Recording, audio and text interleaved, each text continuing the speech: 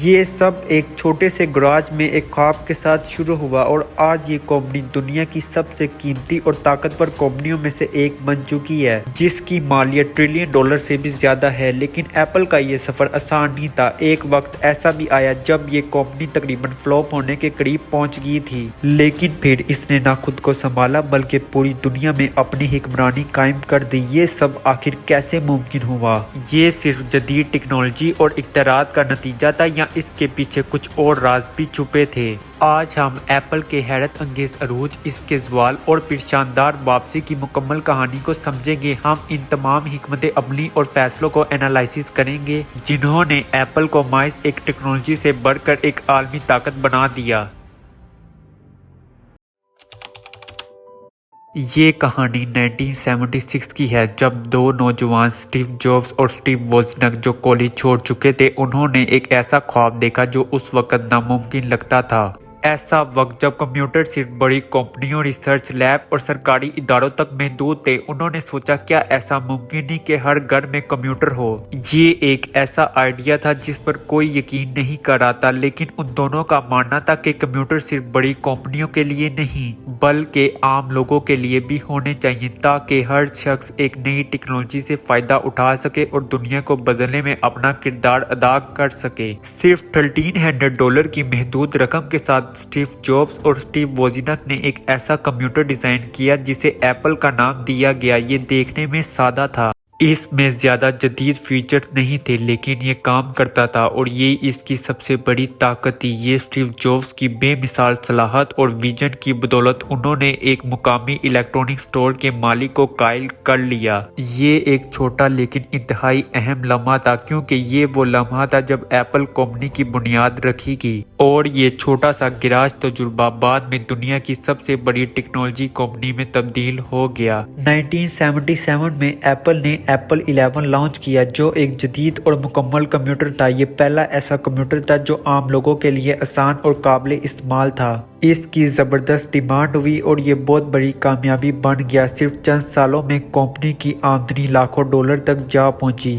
1980 میں apple stock market میں آ گیا۔ جیسے ہی کمپنی کے شیئر فروخت کے لیے پیش کیے گئے، اس کی قیمت آسمان کو چھونے لگی اور اسٹیو جابز، اسٹیو ووزنیاک راتوں رات کروڑ پتی بن گئے۔ ایپل تیزی سے ترقی کر رہا تھا، لیکن ہر کامیابی کے پیچھے چیلنجز بھی ہوتے ہیں، اور ایپل کی کہانی میں بھی کئی بڑے اتار چڑھاؤ آئے۔ 1980 کی دہائی میں ایپل مشکلات کا شکار ہونے لگا۔ اسٹیو جابز ایک بے چین اور تخلیقی شخصیت کے مالک تھے، لیکن ان کے ساتھ کام کرنا آسان نہیں تھا۔ وہ بہت زیادہ پرفیکشنسٹ تھے اور اپنی بات منوانے پر زور دیتے تھے، جس کی وجہ سے کمپنی کے اندر تناؤ بڑھنے لگا۔ سرمایہ کاروں کو ایسا لیڈر چاہیے تھا جو زیادہ مستقیم، کاروباری حکمت عملی سمجھنے والا اور عملی سوچ رکھنے والا ہو۔ اس لیے جابز نے خود جان سکیلی کو ایپل میں شامل کیا، جو اس وقت پیپسی کے CEO تھے۔ جابز کو لگا کہ جان سکیلی کمپنی کو بہتر طریقے سے چلا سکتے ہیں، لیکن یہ فیصلہ ان کے لیے بڑی غلطی ثابت ہوا۔ جان سکیلی کو CEO بنانے کا فیصلہ ہوا، لیکن جلد ہی جابز اور سکیلی کے درمیان اختلافات پیدا ہونے لگے۔ سکیلی کا ماننا تھا کہ جابز بہت زیادہ غیر عملی فیصلے کرتے ہیں، جبکہ جابز سمجھتے تھے کہ سکیلی کمپنی کے ویژن کو نہیں سمجھتے۔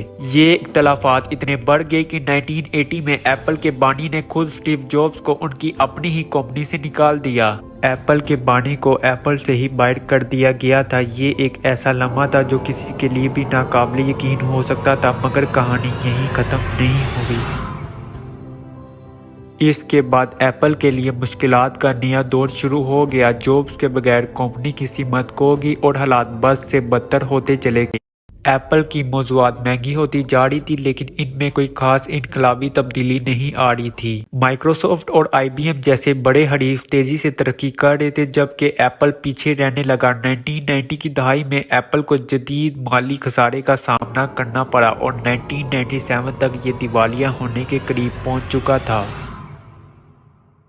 1997 میں ایپل شدید مالی بحران کا شکار تھا اور دیوالیہ ہونے کے قریب تھا۔ اس مشکل وقت میں کمپنی کے پاس ایک ہی راستہ تھا، اسٹیو جابز کو واپس بلانا۔ ایپل نے جابز سے واپس آنے کی درخواست کی اور جب وہ لوٹے، سب کچھ بدل گیا۔ जॉब्स ने सबसे पहले एप्पल की तमाम नाखेस और अननेसेसरी प्रोडक्ट्स को खत्म कर दिया। उन्होंने माइक्रोसॉफ्ट के बानी बिल गेट्स को कायल किया और एप्पल के लिए $150 मिलियन की सरमायाकारी हासिल की और फिर 2001 में उन्होंने एक ऐसी चीज मुतारिफ करवाई जिसने एप्पल की तकदीर बदल दी। 1000 गाने आपकी जेब में, बस यही जुमला था जो स्टीव जॉब्स को एप्पल की कामयाबी की राह पर दोबारा गामजन करने के लिए काफ़ी था। आईपॉड ने न सिर्फ सिंगिंग की दुनिया को बदल कर रख दिया बल्कि एप्पल को एक बार फिर टेक्नोलॉजी की सबसे ताकतवर कंपनियों में शामिल कर दिया। लेकिन एप्पल की सबसे बड़ी और यादगार कामयाबी 2007 में सामने आई जब स्टीव जॉब्स ने आईफोन मुतारिफ करवाया, एक ऐसा इनकलाबी आला जिसने फ़ोन, आईपॉड और इंटरनेट को एक ही डिवाइस में मर्ज कर दिया।